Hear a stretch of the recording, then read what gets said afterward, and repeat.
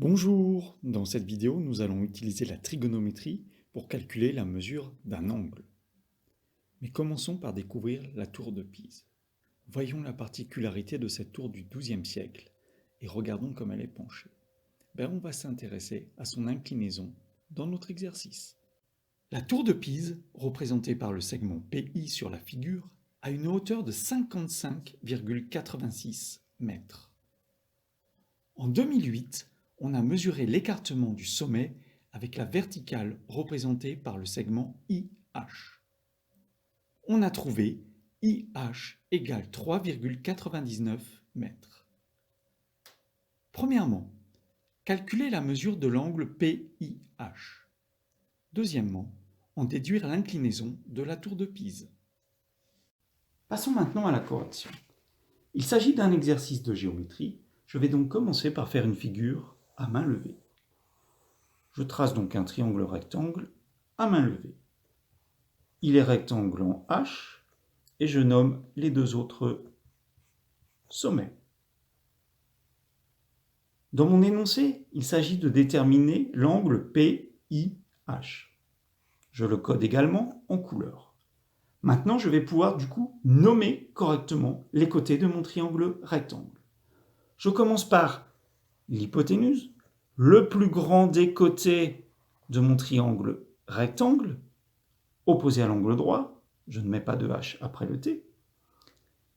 Le côté en face de l'angle s'appelle le côté opposé.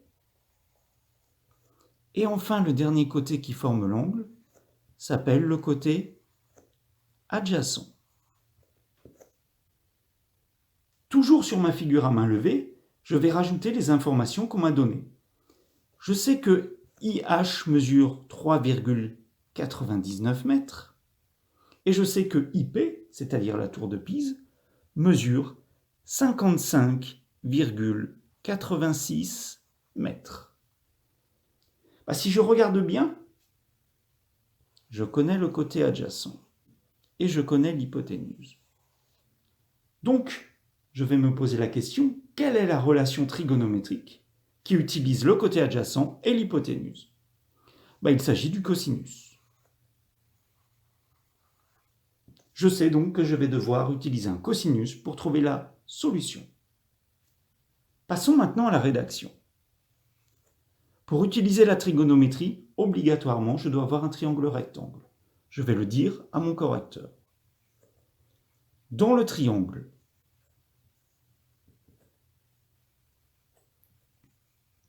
PHI, rectangle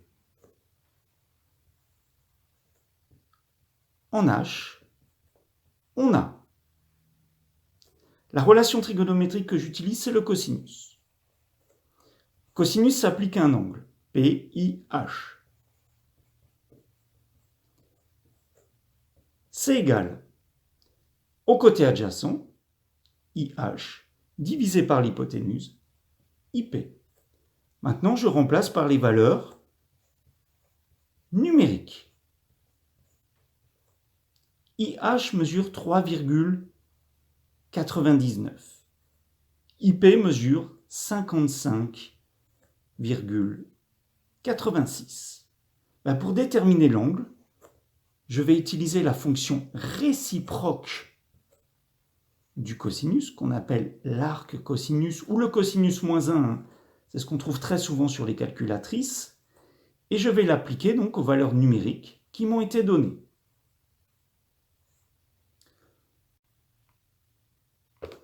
Je prends ma calculatrice et je ne vais pas utiliser la touche cosinus, mais cosinus moins 1 ou arc cosinus. J'appuie donc sur seconde et je mets les valeurs numériques qu'on m'a proposées.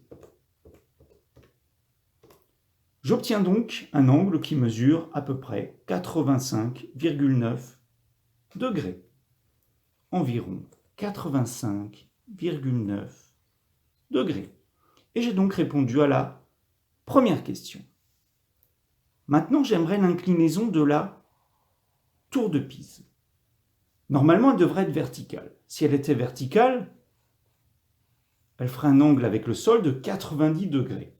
Pour avoir son inclinaison, je vais faire la différence avec ce que j'ai trouvé précédemment, c'est-à-dire avec les 85,9 degrés.